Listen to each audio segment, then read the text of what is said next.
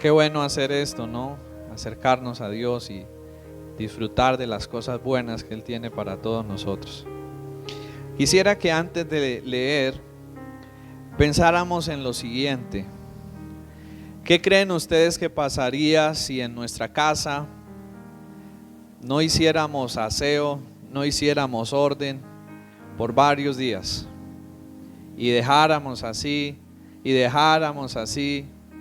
y pasaran los días, quizás pasaran las semanas, y no le hiciéramos aseo ni le hiciéramos arreglo. ¿Qué creen ustedes que pasaría? ¿Cómo se pondría esa casa?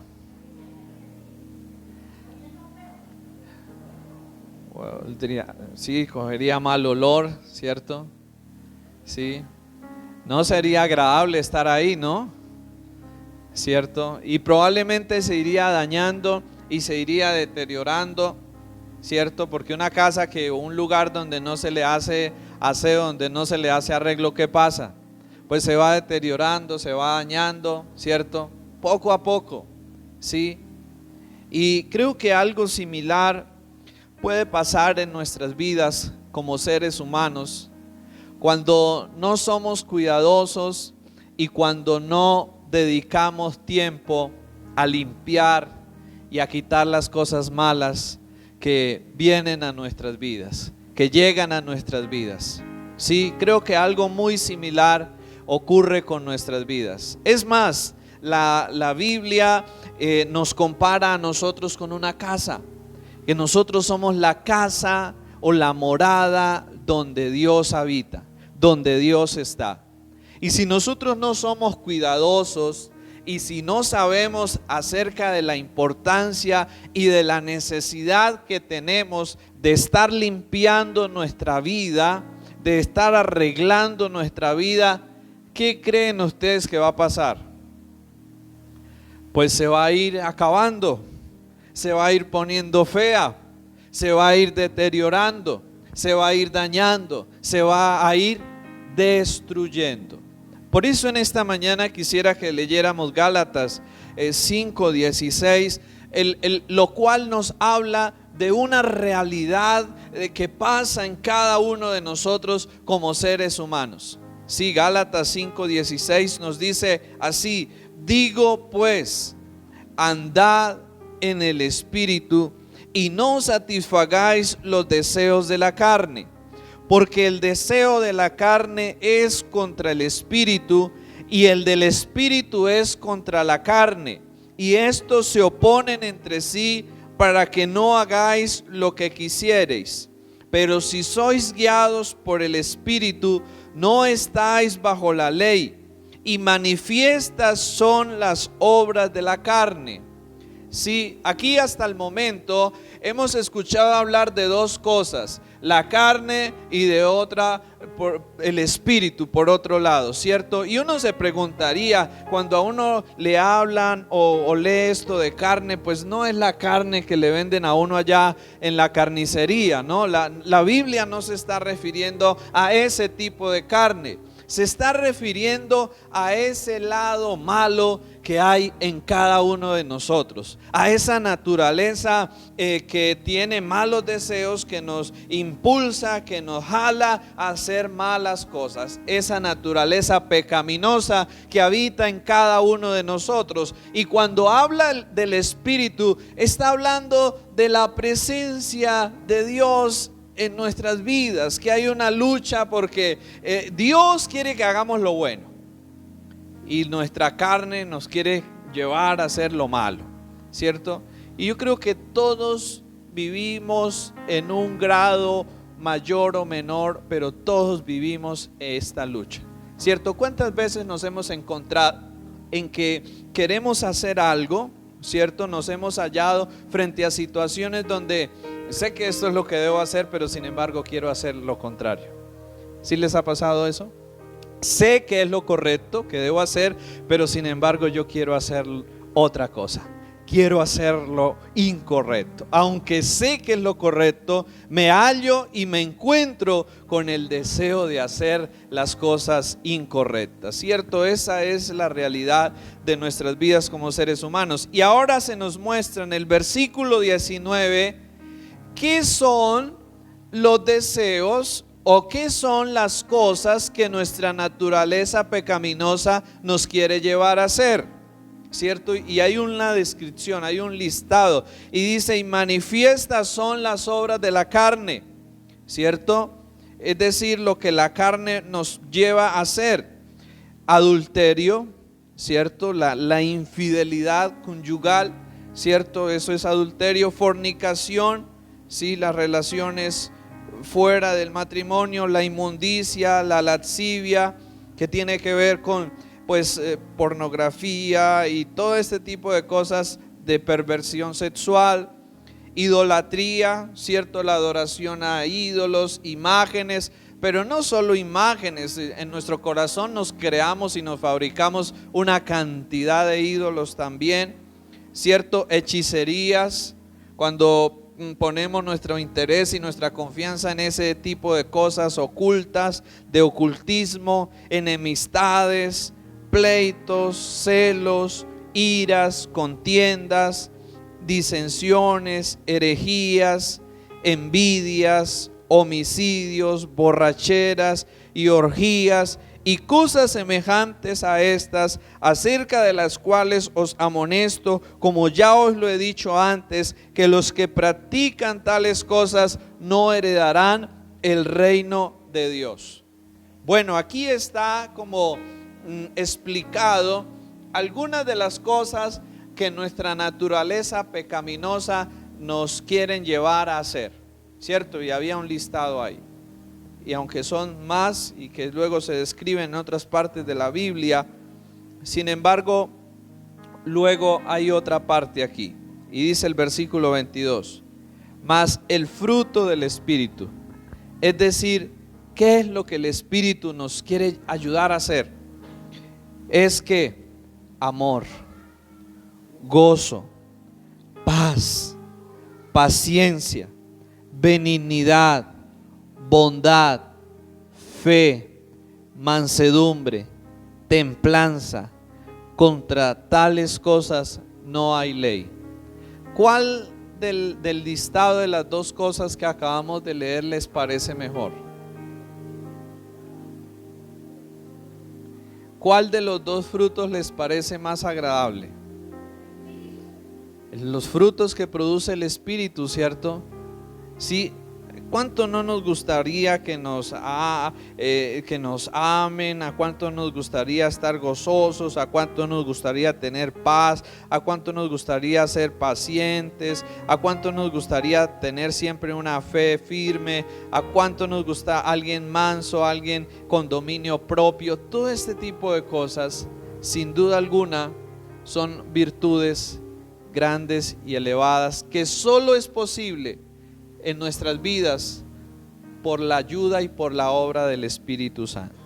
Y el versículo 24 dice: pero los que son de Cristo han crucificado la carne con sus pasiones y deseos. Bueno, hoy quiero que miremos lo siguiente. A veces nosotros podemos llegar a pensar que ser cristiano o que caminar con Dios es ser alguien perfecto. Es ser alguien que no comete errores. Es ser alguien que no tiene pecado. Pero en la realidad y en la práctica de la vida y en lo que acabamos de leer y en lo que encontramos en muchas partes de la Biblia y sobre todo de la realidad de la vida, es que ser cristiano no significa ser perfecto. Ser seguidor de Dios no significa ser perfecto y sin pecado. El cristiano, el seguidor de Dios, es alguien que ciertamente ha sido librado del dominio del pecado. Es decir, que el pecado ya no nos manda, no nos gobierna, no nos esclaviza. Pero sin embargo, mientras estemos en este cuerpo, no hemos sido librados de la presencia del pecado. ¿Qué significa eso? Que aunque como cristianos ya no estamos o ya no debemos ser esclavos del pecado, porque de eso es que nos hace libres el Señor, no quiere decir que entonces no tengamos malos deseos, malos pensamientos y no tengamos que bregar o lidiar con el pecado. Aunque el pecado ya no reina, aunque el pecado ya no gobierna, ya no está en ese trono, ya no está en ese lugar de gobierno en nuestras vidas, ahora es Cristo el que viene a estar ahí, ahora es Cristo el que viene a gobernar. Aunque ahora eso ha cambiado, el pecado sigue estando ahí como por los alrededores, buscando la forma y buscando la manera de cómo vuelve nuevamente a enseñorearse de nosotros y buscando la manera de cómo nos hace pecar. Por eso es que como cristianos y como seguidores de Dios, si nos descuidamos y si no tenemos una vida dependiente, centrada y comprometida con Dios, pues el pecado nos va a llevar a cometer grandes errores. El pecado nos va a llevar a cometer grandes equivocaciones. ¿Sí les ha pasado eso? Creo que a todos nos ha sucedido en algún momento de la vida, ¿cierto? Como a veces, aunque deseamos hacer las cosas bien, muchas veces las resultamos haciendo como mal, ¿cierto? Deseamos y estamos así como bien y todo va bien y de repente cometemos ciertas equivocaciones, ciertas fallas en nuestras vidas y uno dice ¿por qué? Y bueno, muchas veces le echamos la culpa al demonio, le echamos la culpa a otras cosas, es que fulano de tal y aquello, pero la realidad del problema no está fuera de nosotros. La realidad del problema está dentro de nosotros, que como dice la Biblia, que cuando somos tentados ¿por qué razón? Porque hay algo aquí adentro que le gusta eso que hay allá afuera malo. Sí, si no, no seríamos tentados. Si no nos gustara lo malo, así nos lo pongan en bandeja de plata, uno dice, no quiero eso. Pero si a uno se le presenta la tentación y uno empieza a ser debilitado y afectado por eso, es porque hay un lado malo, hay una naturaleza mala en nosotros que le gusta eso. Así que en esta mañana quisiera que miráramos Primera de Juan 1:8. Primera de Juan 1:8 nos habla y nos dice que si decimos que no tenemos pecado, ¿somos qué? Somos mentirosos, ¿cierto? Y ahí sí, como dijo el Señor, el que esté libre de pecado, que tire la primera piedra. Y así que nosotros somos cristianos y nosotros somos seguidores de Dios, pero no podemos pensar equivocadamente que somos personas perfectas, que somos personas sin pecado. No, como cristianos no somos perfectos, estamos siendo perfeccionados por el Señor. Como cristianos, ciertamente el Señor nos ha librado del dominio del pecado, pero todos los días tenemos que levantarnos y tener cuidado con el pecado, porque Él está esperando el momento en el cual nos descuidemos. ¿Para qué? Para llevarnos a hacer lo malo. Tenemos un enemigo que solo será derrotado y solo será destruido el día de nuestra muerte, el día que seamos resucitados con un cuerpo incorruptible, con un cuerpo glorioso, con un cuerpo santo. Ese día habrá una victoria definitiva y una victoria total sobre el pecado. Mientras estemos en esta vida, mientras estemos en este cuerpo, tendremos que librar una batalla continua contra el pecado que mora dentro de cada uno de nosotros. Así es que la calidad y el bienestar de nuestra vida cristiana dependen en gran medida de cuán cuidadosos seamos y de cuán esforzados seamos en procurar mantener una vida limpia delante de Dios, en procurar mantener al pecado en derrota en nuestra vida. Si no derrotamos al pecado, si no vivimos para derrotar al pecado, Él ciertamente nos derrotará y Él ciertamente nos destruirá. Así que caminar con Dios o seguir a Dios es una batalla, no es un paseo, no es un centro de diversiones o de entretenimiento. Seguir al Señor significa una batalla que debemos librar principalmente contra el pecado que mora en cada uno de nosotros. Y hoy vamos a mirar al menos 4 ayudas que Dios nos ha enviado y que Dios nos ha dejado para que nosotros podamos librar esta batalla y podamos vencer. Sí, a veces, no sé si les ha pasado, cuando uno tiene una enfermedad o cuando uno tiene un problema, aplica ciertos remedios y a veces hay algunos que no funcionan, a veces hay algunos que no sirven y uno sigue enfermo o sigue peor de lo que estaba antes. Y muchas veces con el pecado ha pasado lo mismo. A lo largo de la historia, el ser humano ha tratado de usar ciertos remedios para combatir el pecado. En muchas ocasiones, personas han colocado, por ejemplo, que tienen que subir de rodillas y que tienen que darse en latigazos y que tienen que hacer ciertas cosas, porque esa es una manera de ¿qué? De mortificar el pecado. Esa es una manera de ¿qué? De lidiar con el pecado, ¿cierto? Pero no es así. Y hoy vamos a mirar al menos 4 cosas que realmente tienen efecto, tienen poder para que nosotros podamos vencer el pecado y para que nosotros cada día podamos vivir una vida en libertad y podamos disfrutar de lo bueno que Dios tiene para cada uno. Así que vamos a mirar la primera de ellas. La primera de ellas es el Espíritu Santo de Dios. El Espíritu Santo de Dios.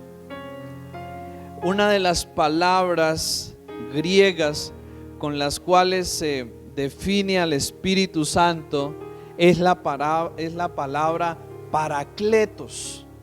¿Qué significa esa palabra Paracletos? Significa alguien que ha sido llamado para estar al lado de otro. Alguien que ha sido llamado para estar al lado de otro. En Juan capítulo 14, versículo 16, el Señor Jesús dijo lo siguiente: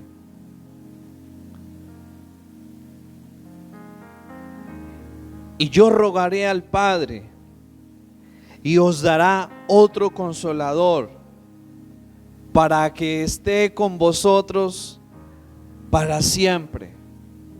El Espíritu de verdad, al cual el mundo no puede recibir porque no le ve ni le conoce, pero vosotros le conocéis porque mora con vosotros y estará en vosotros.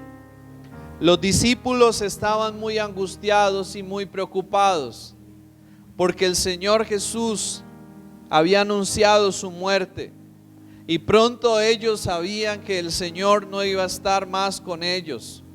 Y en medio de esa tristeza, en medio de esa angustia, el Señor les da una promesa y el Señor les dice: yo rogaré al Padre y os dará otro consolador. ¿Para qué? Para que esté con vosotros. ¿Hasta cuándo? Para siempre. Y entonces el Señor hace la promesa aquí de el Espíritu Santo. Y esto nos deja ver algo, y quisiera ilustrárselo de la siguiente manera para que nosotros lo podamos entender. ¿Cuántos hemos visto a un enfermo que no puede valerse por sí mismos? ¿O cuántos hemos visto a alguien ya en una edad muy avanzada que ya, porque sus fuerzas se han ido, tiene que depender completamente de una enfermera o de alguien para que lo ayude a cambiarse, a bañarse, a comer, a hacer todas sus cosas. Sí hemos visto alguna de esas escenas, ¿cierto? Y cuando nosotros miramos acá que el Señor Jesús habla de enviar al Espíritu Santo para que estuviera con nosotros, sin duda alguna está dejándonos ver dos cosas. La primera, que por nosotros mismos somos totalmente incapaces de poder hacer las cosas buenas, santas y justas que Dios nos pide. Somos inválidos, somos incapaces por nosotros, somos incapaces por nuestras propias fuerzas de hacer las cosas completamente bien, como Dios nos manda, como Dios nos dice que las debemos hacer. Y Dios, viendo esa incapacidad en nosotros, Dios viendo esa debilidad, esa impotencia, esa insuficiencia en nosotros, entonces envía al Espíritu para que ahora esté a nuestro lado y para que ahora Él nos ayude a que podamos hacer aquello que Dios nos está indicando que debemos hacer. ¿No les parece que Dios es bueno?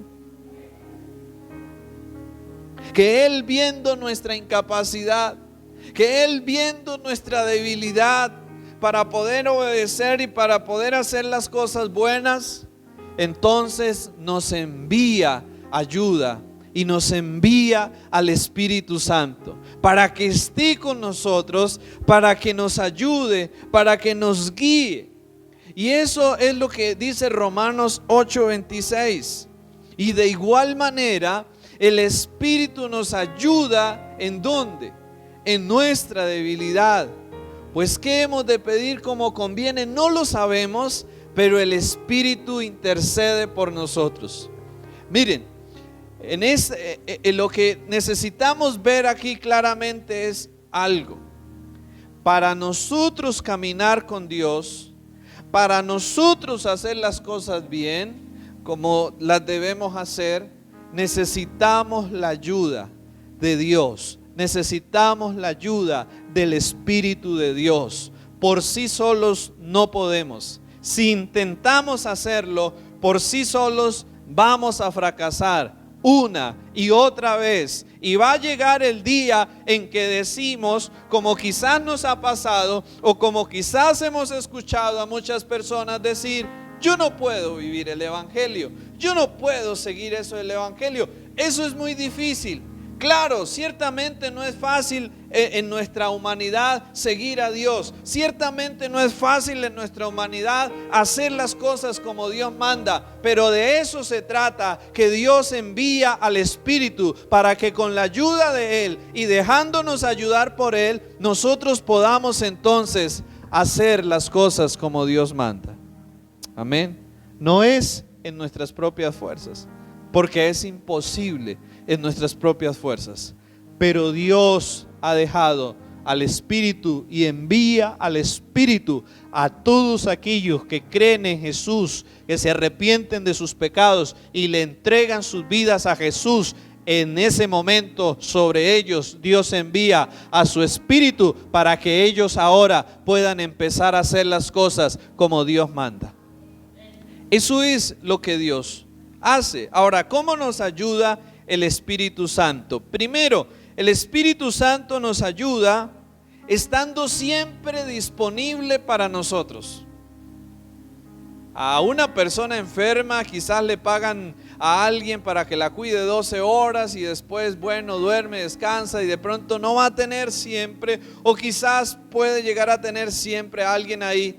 Pero qué bueno es nosotros saber que el Espíritu Santo, que el ayudador que Dios ha enviado, está siempre disponible para nosotros. En todo momento y en todo lugar. Contamos con alguien para que nos ayude. ¿No les parece que Dios es bueno? Que nos envía y nos pone al lado a alguien para que siempre nos cuide, para que siempre nos ayude, a quien siempre podemos acudir, al Espíritu Santo. En segundo lugar, el Espíritu nos ayuda dándonos la fuerza y el poder para que podamos vencer los malos deseos y no ceder ante ellos. Romanos 8:13. Miremos lo que dice Romanos 8:13.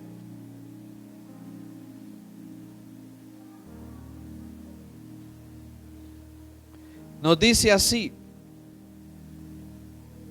porque si vivís conforme a la carne, moriréis. Mas si por el Espíritu hacéis morir las obras de la carne, viviréis. Es decir, que el único que tiene el poder para derrotar el pecado en nuestras vidas, no lo tengo yo, no lo tiene fulano de tal, no lo tiene el más consagrado, ¿cierto? Porque podemos pensar que otro es más consagrado, decir, no lo tiene nadie humanamente hablando. El único que tiene el poder para realmente vencer y matar en nuestras vidas el pecado, los malos deseos, es el Espíritu de Dios. Hechos capítulo 1, el Señor Jesús dijo: y recibirán poder cuando venga sobre vosotros, ¿quién?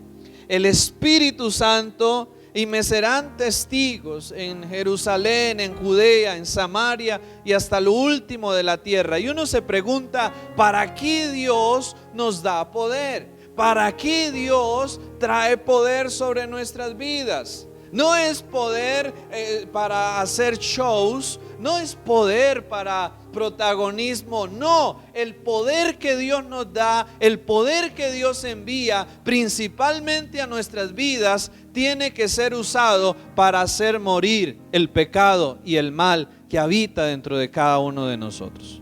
Para eso es que Dios nos da el poder de su Espíritu. Y en tercer lugar, el Espíritu nos ayuda, como acabamos de leer en Gálatas, produciendo frutos buenos para que con ellos reemplacemos los frutos malos. Es decir, el Espíritu empieza a producir en nosotros deseos buenos, deseos por lo bueno. ¿Y para qué? Para que entonces yo ya no esté deseando lo malo, sino que ahora yo desee lo bueno. No sé si les ha pasado a veces que uno empieza a sentir deseo o necesidad por algo. Por ejemplo, no sé la razón por la cual hoy usted está aquí, pero probablemente es Dios mismo el que le provocó ese deseo, ese anhelo y esa necesidad. No es algo que surja o nazca de nosotros mismos, es una obra del Espíritu colocando en nosotros deseo y anhelo e interés por las cosas buenas. ¿Para qué? Para que yo las reemplace, para que yo reemplace las malas por las buenas. Y en esa medida mi vida vaya siendo cambiada, vaya siendo ordenada. El Espíritu produce el querer como el hacer en nosotros de lo bueno. ¿Para qué? Para que ahora ya no estemos en lo malo, sino ahora hagamos lo bueno. Entonces, la primera ayuda que Dios nos da para que nosotros podamos batallar y vencer contra el pecado es su Espíritu Santo. Sí, sin Él todo remedio y toda otra cosa que usemos no va a servir, no va a funcionar. Necesitamos acudir al Espíritu Santo y pedirle la ayuda en todo momento, en todo tiempo, para que podamos hacer las cosas bien. Solos no podemos, necesitamos la ayuda del Señor. En segundo lugar, otra ayuda que Dios nos ha dejado. Mateo 26:41. El Señor Jesús, era la noche en la cual Él iba a ser entregado y estaba acompañado con sus discípulos, y Él se fue a orar y ellos quedaron orando un ratico, pero luego Él volvió y los halló ¿cómo? Los halló durmiendo, ¿cierto?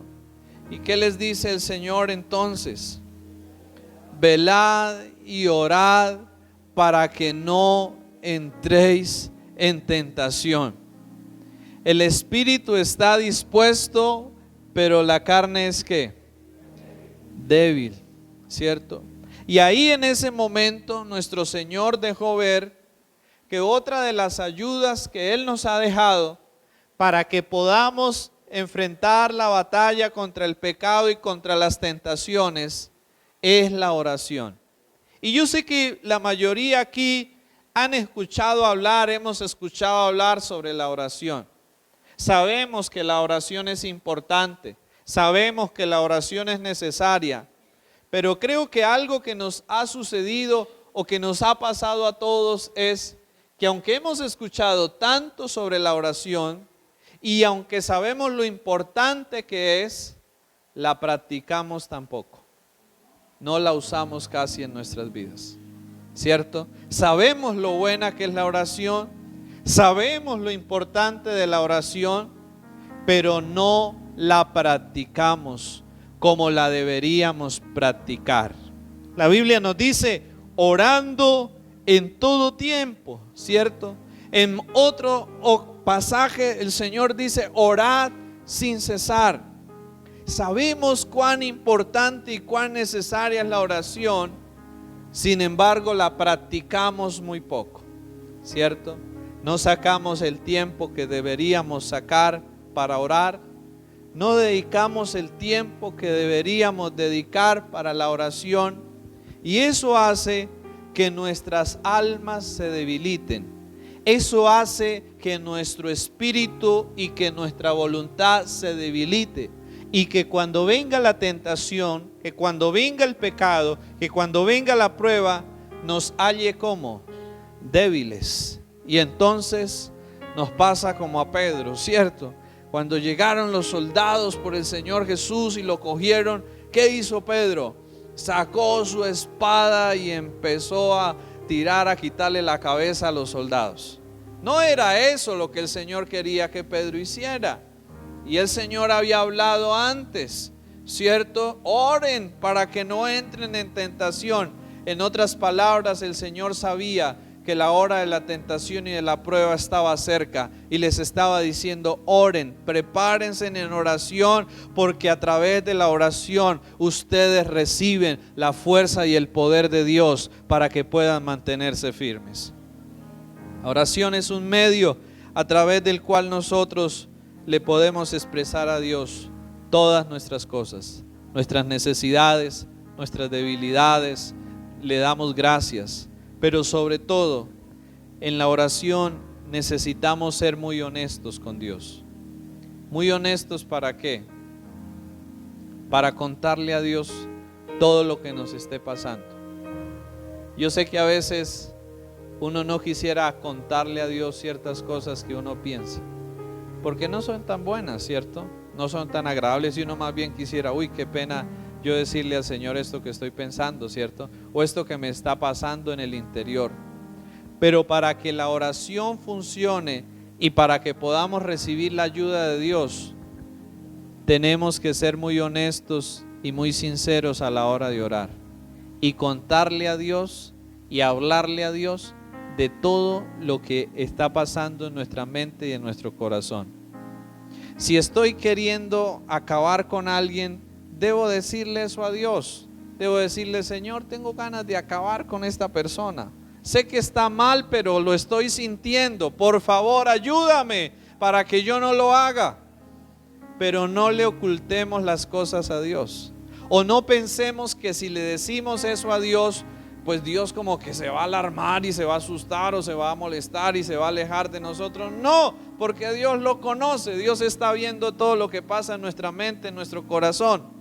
Entonces, ¿qué debemos hacer cuando estemos teniendo malos deseos, cuando estemos teniendo malos pensamientos? ¿Qué debemos hacer en ese momento? Contárselos a Dios. Decirle a Dios, Señor, mira, la verdad, en este momento estoy pensando esto, estoy deseando esto, me está pasando esto en mi interior. Por favor, ayúdame para que yo no haga lo malo. Esa es una forma correcta y honesta de orar.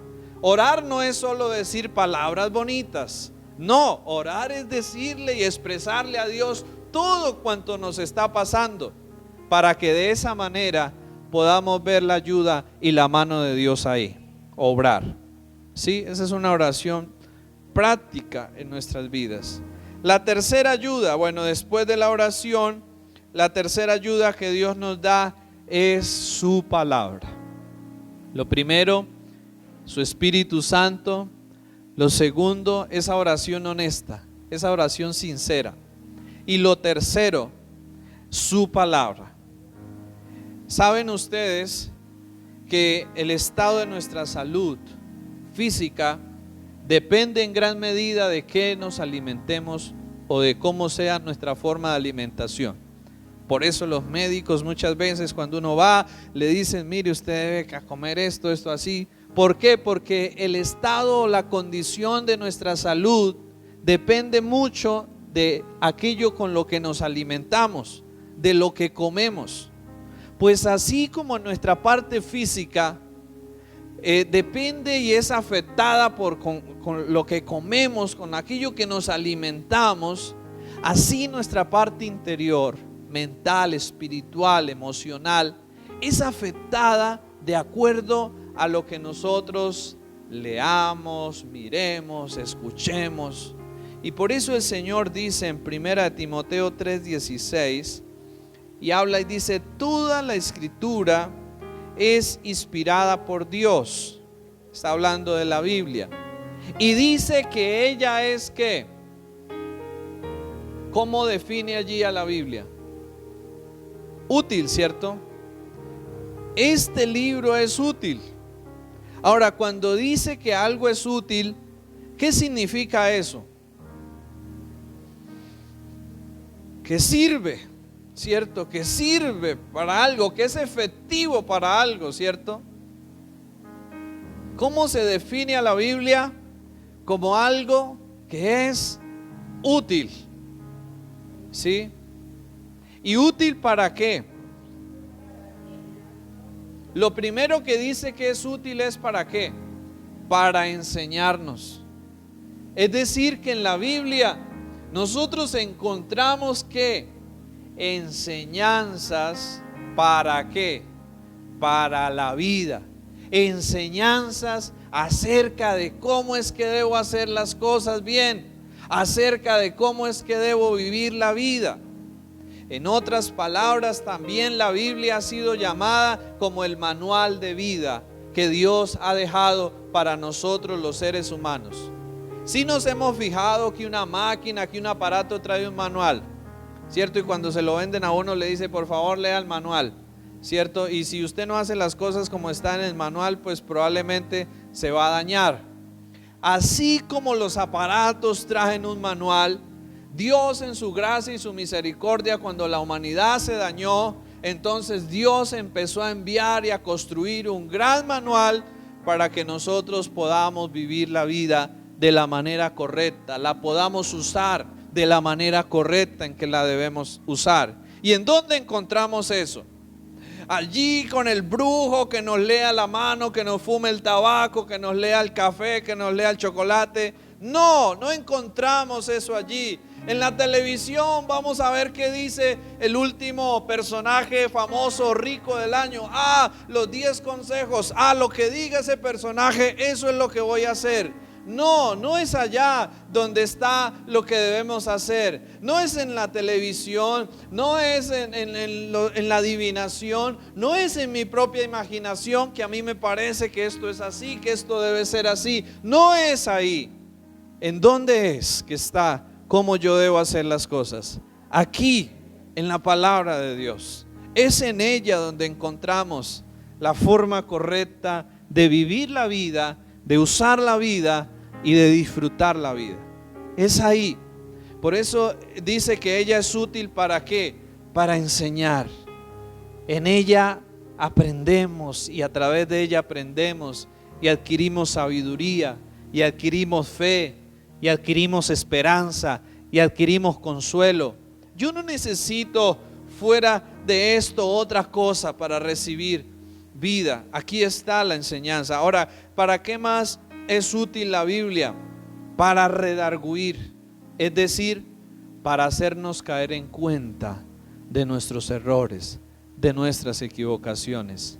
En otras palabras, podríamos decir que la Biblia es como un espejo, en donde yo me puedo mirar y puedo realmente ver la condición en que estoy. En tercer lugar, dice que la Biblia es útil ¿para qué? Para corregir, es decir, para decirnos cómo es, ¿cierto? Cómo arreglar muchas veces ese problema que nos metimos, cómo podemos arreglar lo equivocado que hemos hecho. Y luego finalmente dice que la Biblia es útil ¿para qué? Para instruir ¿en qué? En justicia, en enseñarnos, ¿cierto? Y en formarnos a hacer las cosas rectamente. Y luego dice el verso 17, a fin de que el hombre de Dios sea perfecto, enteramente preparado para toda buena obra. La Biblia es el medio y es el instrumento que Dios usa para perfeccionar nuestras vidas y para mejorar nuestras vidas. Queremos que nuestras vidas mejoren, queremos que nuestras vidas estén bien. Interesémonos por este libro, leámoslo, estudiémoslo, escuchémoslo, aprendamos lo que ahí está y sobre todo hagamos las cosas como ahí se nos dice que las debemos hacer, y entonces empezaremos a ver cambios y empezaremos a ver el bien de Dios sobre nuestras vidas. No hay otra forma, no hay otra manera, es ahí. Entonces la tercera ayuda que Dios nos deja es su palabra. La primera ayuda, ¿cuál es? Su espíritu. La segunda, esa oración sincera, honesta. Lo tercero, su palabra. Y lo cuarto y ya lo último, ayuda que Dios nos deja es su iglesia. Y cuando hablamos de iglesia no hablamos de este salón. Cuando hablamos de iglesia hablamos de las personas. Y es decir, que la otra forma en la cual Dios nos ayuda es a través de creyentes, de otros creyentes. ¿Para qué? Para que a través de la amistad, para que a través del compañerismo, para que a través de esas relaciones entre nosotros y con otros creyentes, nosotros encontremos ¿qué? Apoyo, nosotros encontremos consejo, nosotros encontremos ánimo, nosotros encontremos fortaleza para poder vencer lo malo, para poder vencer el pecado.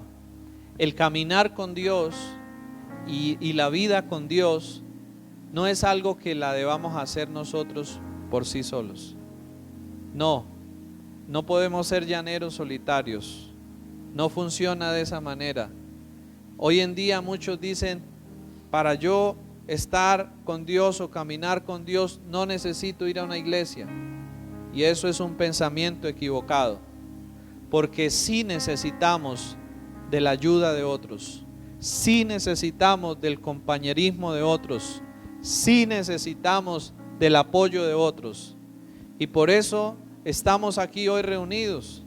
No nos reunimos solo para escuchar un mensaje, nos reunimos también para conocer y compartir con otras personas que tienen también el deseo y el interés de caminar con Dios, que están también luchando y batallando con cosas, pero que si nos unimos 2 o 3 y enfrentamos las cosas, es mejor que si lo hacemos uno solo. ¿No creen ustedes? Hacer cosas 2 o 3 en comparación a que las haga uno solo es mejor, ¿cierto? Cordón de 3 dobleces no se rompe fácil, dice la Biblia por ahí, ¿sí? Y por eso la vida cristiana no se debe vivir solos o aislados. Tenemos que buscar hacer amistad con otros creyentes. Debemos sacar tiempo para cultivar amistad, compañerismo con otros creyentes. Y debemos estar dispuestos a contarles a ellos nuestras luchas, a contarles a ellos nuestras debilidades y a pedirles a ellos que oren por nosotros, a pedirles a ellos que nos ayuden, que nos den un consejo, a pedirles a ellos que estén ahí a nuestro lado. No podemos lidiar. Hay algunos pecados que los podremos vencer solos en cierta medida, dependiendo del Espíritu.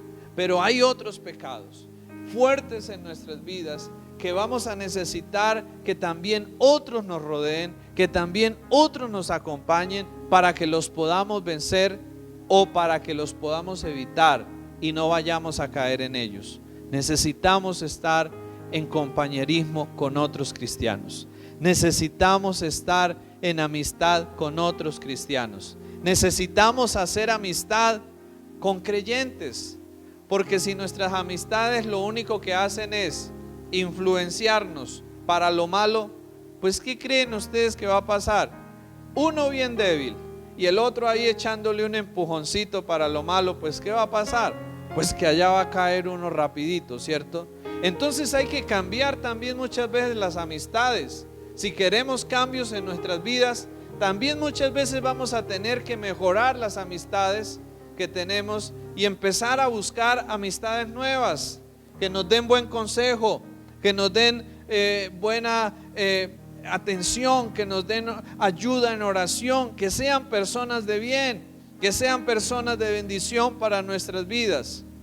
Y si lo hacemos, muchas personas cuando uno mira estos grupos que trabajan con adicciones, ellos manejan algo que son grupos pequeños, grupos de apoyo. Sí, cuando hablan de Alcohólicos Anónimos y todas estas organizaciones que trabajan con adicciones, uno de los métodos que ellos usan para ayudar a las personas a salir de la adicción es ponerlos en grupos y que hagan amistad y que en grupos se acompañen, se apoyen, se rindan cuentas, se cuenten unos a otros cómo están, cómo va usted en su situación, cómo va usted en su lucha, cómo va usted en su problema. Y eso le ayuda a uno cuando uno tiene quien lo escuche, cuando uno tiene con quien expresar sus luchas, sus problemas. Eso lo ayuda a uno. Y para eso Dios ha dejado la iglesia. Por eso nosotros debemos estar dispuestos a escuchar a otros, y por eso nosotros también debemos estar dispuestos a hablar con otros, a compartir con otros y a expresarles nuestras pruebas, nuestras debilidades, nuestras luchas. Porque esa es la manera en la cual Dios nos va a ayudar a salir del pecado, de la maldad y a ordenar nuestras vidas. Algunos pecados los podremos vencer pronto. Hay otros pecados que no son fáciles de derrotar, que no son fáciles de vencer, pero si perseveramos poco a poco con la ayuda de Dios, con la gracia de Dios, veremos cambios en nuestras vidas y veremos resultados en nuestras vidas. Amén. Hay pecados que no son fáciles, unos son más fáciles, otros toman tiempo, otros toman mayor sacrificio, mayor esfuerzo, mayor dependencia de Dios, pero si perseveramos, el Señor finalmente nos dará la victoria y el Señor finalmente nos ayudará. Así que ¿qué tenemos que hacer?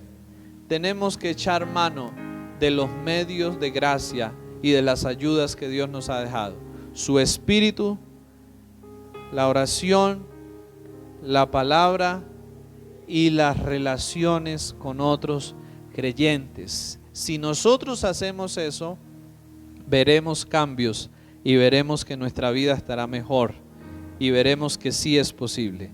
Dios no lo hace todo.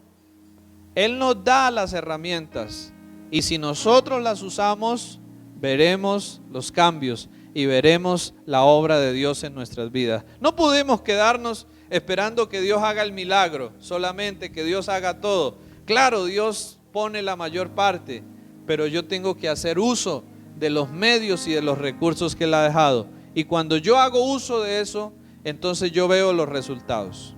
Para concluir, quiero decirles dos cosas. La primera, es cierto que ninguno aquí somos perfectos. Es cierto que todos aquí lidiamos con el pecado. La segunda, no hay excusa para quedarnos así y decir, bueno, sí, yo soy imperfecto, yo soy así, entonces así me quedo. No hay excusa. ¿Por qué? Porque Dios ha dejado remedios, Dios ha dejado ayudas para que nosotros podamos cambiar esas cosas en nuestras vidas. Así que, ¿qué es lo que tenemos que hacer? Acudir a Dios, pedir su ayuda y usar los medios que Él ha dejado, y empezaremos a ver los cambios en nuestras vidas. El día que nos presentemos delante de Dios, nadie va a poder decir: Señor, pero es que mire, yo era débil, usted sabe cómo era yo. Dios le va a decir: sí, claro, pero mire, yo le dejé a su disposición todo lo necesario para que usted pudiera vencer eso. Usted no quiso finalmente. Que Dios nos ayude a no tomar en poco lo que Él ha dejado para ayudarnos, y usemos eso en nuestras vidas para que nuestras vidas cambien y mejoren. ¿Qué tal si nos colocamos de pie y oramos para terminar en esta mañana? Señor, te agradecemos hoy, Padre. Señor, aquí estamos después de escuchar tu palabra, Dios. Te pedimos que nos ayudes a creerla, que nos ayudes a guardarla, que sobre todo nos ayudes a ponerla en práctica en nuestras vidas, Dios. Señor, hoy rogamos que nos ayudes a cada uno a cambiar, Señor, a limpiar nuestra vida, Padre, a arreglar nuestra vida, Señor, porque ciertamente tú has dejado las ayudas para que lo podamos hacer, Señor. No tenemos una excusa válida para quedarnos así, Señor. Ayúdanos, Padre Santo, a acudir a tu Espíritu para buscar cada día en Él la ayuda que necesitamos, Señor. Ayúdanos, Señor, a orar con honestidad, con sinceridad, a expresarte a ti esas cosas feas, sucias, que a veces habitan en nuestro corazón y en nuestra mente, Señor. Ayúdanos a tener libertad, Padre, para contarte a ti todo, Señor, y poder pedir tu ayuda, Señor, a través de la oración. Ayúdanos, Padre, a interesarnos y a tomar más en serio tu palabra, Señor. Ayúdanos, Padre Santo, a poner en práctica lo que en ella leemos, lo que en ella escuchamos, Señor. Ayúdanos, Padre Santo, a mostrarnos vulnerables ante otros, a buscar amigos, amigas que realmente, Señor, sean de ayuda, sean de bendición para nuestras vidas, a no lidiar solos con las cosas, Señor, sino a buscar apoyo en otros, Dios, a buscar ayuda en otros, Señor. Ahora podemos recordar lo que tu palabra dice: sobrellevad los unos las cargas de los otros, y así cumplir la ley de Cristo. Señor, ayúdanos a ayudar a otros también, Señor. Ayúdanos a no estar levantando la mano para juzgar, para señalar, para condenar. Ayúdanos a levantar la mano, pero para ayudar al otro, Señor, para guiar al otro, para abrazar, para consolar al otro, Señor. Ayúdanos, Padre, a mostrarnos amigos. Ayúdanos a mostrarnos a otros amigos y a estar ahí para ayudarles, Señor. Ayúdanos como iglesia, como pueblo, a cultivar mejor a la amistad entre nosotros, Señor, y a poder usar esa amistad para ayudarnos mutuamente, Señor, para acompañarnos en este caminar, Señor. Padre, gracias por los medios de gracia que tú nos has provisto, para que al usarlos podamos ver la victoria sobre el pecado y sobre el mal, Señor. Hoy oramos y hoy te pido por cada uno de los que asistieron a esta reunión, Señor, para que al salir, Padre, tu palabra quede esculpida en el corazón de cada uno, Señor, y esta palabra lleve a tomar decisiones, esta palabra lleve a hacer cambios, esta palabra convenza para encaminar la vida por la forma en que tú quieres que vivamos, Señor. Ruego, Padre, que bendigas, Señor, tu palabra, y que bendigas a cada uno de quienes están hoy aquí en este lugar, para que tu palabra produzca fruto y nuestros corazones sean una buena tierra, Señor. Padre, gracias. En tus manos encomendamos nuestras vidas y hoy oramos como nuestro Señor Jesús enseñó a orar. Líbranos del mal, para que éste no nos dañe. Te lo pedimos, Padre, en el nombre de Cristo nuestro Señor. Amén y amén.